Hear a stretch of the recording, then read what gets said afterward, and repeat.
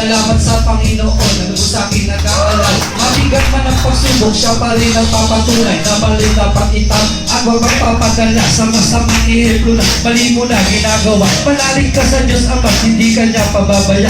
Masama ka man mabuti, lagi ka niya gagabaya. Hindi ka niya pababayaan dahil siya aming Ama. At siya naman nag-iisa at atin ang sinasamba. Salamat sa Panginoon dahil sa iyo. Kaya nasulat ang awitin na ito. Isahin ko'y pagsasalam sa lahat ng ginawa mong pagtubos ng kasal. Mga taong nagkasala na wala ng pangunahan. Kung ako para sa iyo, hanapin mo na ang liwanag. Huwag mag-usap sa dilim ang matuluyan ng masin. At tunay ng pagliwanag ay isang malaking pagkat na magdadala sa iyo sa makabagong kabanan. Yo!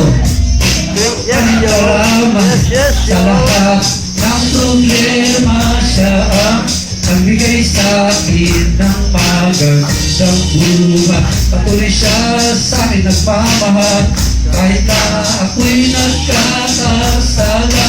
O Diyos, salamat po sa lahat. Ikaw ang tunay ng bigay ng buhay dito sa amin. Kaligtasan ng bawat isa, kapalit ang buhay mo.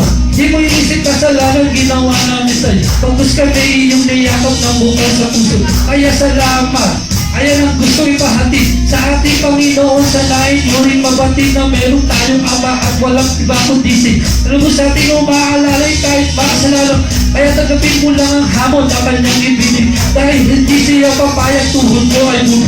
Saan man ako ng problema, lagi siya nasalig. Huwag kang matakot manalig at sa kanya ay mo. Maging ako ay makasalanan pinatawad mo. Wala siyang pili na tumulong kahit na ano. Kaya nga kapatid, may oras pang natin. Halika na ating tahakin na dito sa Diyos. Siya lang aking karamay sa lahat ng problema.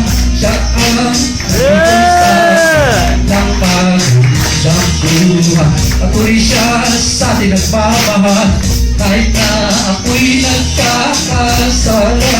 O Diyos, salamat po sa lahat. Tugabi ka ko ito, amen.